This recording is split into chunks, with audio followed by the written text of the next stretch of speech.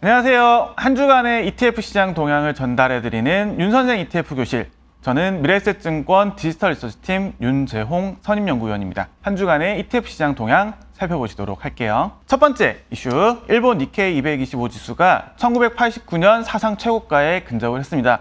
최근 들어서 일본 시장 굉장히 뜨거운데요. 차트로 보시게 되면 지금 여기가 1989년 12월에 달성했던 최고가입니다.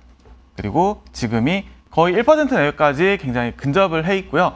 이번 주 들어서서 월화 시장 약간 흔들린 모습 나타나고 있지만 근접하는 모습 살펴볼 수가 있습니다. 네, 두 번째 이슈는 미국 시장입니다. 정보기술 섹터가 낙폭을 키웠죠. 주간 단위로는 2.4%가량 하락을 했고요. 그러다 보니까 이 S&P 500 전체로는 마이너스 0.45% 정도 하락을 보였습니다.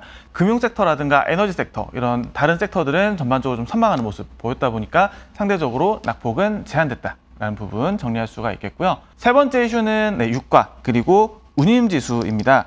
지정학적 이슈가 계속해서 영향을 미치고 있어요. 홍해라든가 혹은 이스라엘 이슈 이런 부분들이 계속해서 좀 영향을 미치고 있다 보니까 유가가 좀 상승을 하고 있고요. 인플레 관련된 우려감이 좀 나타나지 않을까라는 부분에 대해서 조금은 걱정이 됩니다. 네 번째 이슈는 미국 국채 10년물 금리입니다. 주간 단위로 10bp 정도 상승을 보였는데요. 탄탄했던 경제 지표들, 정말 예상 이상으로 경제 지표들이 수치들이 나오면서 조금은 이제 금리 조기 인하에 대한 기대감은 다소 낮아지는 모습이었습니다. 자, 이렇게 네 가지 키워드로 시장 동향 정리를 해봤습니다. 특징 ETF들입니다. 세 가지 키워드를 좀 정리를 했는데 첫 번째가 일본, 그리고 두 번째가 중국, 홍콩, 그리고 마지막은 미국 테마형 ETF입니다. 앞서 잠깐 살펴봤던 일본 ETF, 토픽스 ETF 그리고 반도체 ETF들을 선정을 했는데요. 우선 왼쪽 차트는 아까 잠깐 보셨던 니케이 225의 장기 차트입니다. 지금 보시면 1989년 고점을 거의 근접을 했다라는 부분 볼 수가 있고요. 지난주 ETF라든가 이런 것들 시장 좀 살펴봤을 때 역시나 기술주 관련된 것들이 좀 강했습니다. 여기 오른쪽에 보시는 차트는 연초 대비 수익률 상위 ETF들 좀 정리를 했는데 가장 수익률이 높았던 것이 반도체 산업 ETF였습니다. 티커로 이제 2644, 일본의 어떤 소재, 부품, 장비 관련된 ETF 종목들이 글로벌 탑티어 기업들이 워낙 많다 보니까 일본 반도체에 대한 관심 계속해서 좀 유지가 되고 있고요. 연초 대비로는 약 23%가량 상승을 했습니다. 상승률이 23.5%를 기록한 자동차, 운송 관련된 ETF를 또 들 수가 있는데 이외에도 어떤 수출 대기업이라든가 ETF들 좀 살펴보게 되면 공통점은 이 수출과 관련된 대기업 ETF들이 좀 상승률이 높았다라는 부분 짚어볼 수가 있겠습니다. 두 번째 키워드는 최근 계속해서 약세를 보이고 있는 중국, 홍콩 관련된 ETF입니다. 홍콩 ETF 관련해서 이제 항생테크 ETF를 좀 선정을 했고요. 지금 왼쪽 보시는 차트는 홍콩의 좀 대표 지수인 HSI 지수입니다. 2018년 고점 대비해서 지금 50%가 넘게 하락을 해 있는 상태고 최근 2주 연속으로 좀 상승하는 조금 미약하나마 반등하는 모습을 볼 수가 있었습니다. 주간 단위로 상승률 상위 ETF들을 좀 추려봤는데 첫 번째가 이 항생테크 지수예요. 중국, 홍콩 대표 이제 기술주들이 모여 있는 지수고요. 7% 상승을 보였습니다.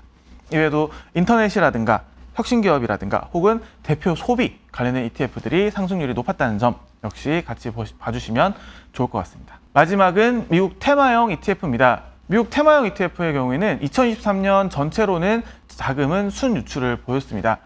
올해 들어서도 계속해서 유출되는 모습을 보였는데 최근 들어서 분위기가 조금은 바뀌는 것 같아요. 지금 최근 3주 동안 연속으로 좀 자금이 유입이 되고 있고 유입의 규모 역시도 조금씩 확대를 보이고 있습니다. 좀 세부적으로 뜯어보면 이런 자금 유입을 이끄는 대표적인 ETF들은 바로 비트코인 현물 ETF입니다. IBIT, 티커를 가진 ETF에 가장 많은 규모의 자금이 유입이 됐고요.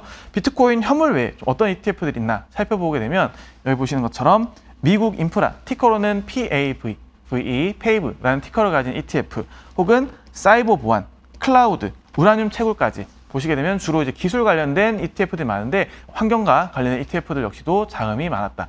자, 그래서 작년에 전체적으로는 자금이 좀 순유출을 보였지만 최근 들어서 자금 유입이 좀 반전되는 흐름을 보이고 있다. 자금 유입의 중심에는 비트코인 현물 ETF 그리고 미국 인프라라든가 사이버 보안 ETF들은 좀 왜 자금이 들어올까라는 관점에서 좀 관심을 가지고 지켜보시면 좋을 것 같습니다. 마지막은 주간 요약입니다. 일본 증시가 계속해서 지금 회복을 보이는 이유들 좀 꼽아보게 되면 결국에는 어떤 일본 정부의 적극적인 정책 혹은 이 지정학적 이슈를 포함한 글로벌 자금의 유입 이런 것들을 또 꼽을 수가 있겠죠. 그러다 보니까 해당 이 거시적인 이슈들을 계속해서 좀 트래킹해가면서 따라가는 것도 늦지 않구나라는 부분 말씀드리면서 이번 주 윤 선생 ETF 교실은 마무리하도록 하겠습니다. 저는 윤 선생이었습니다.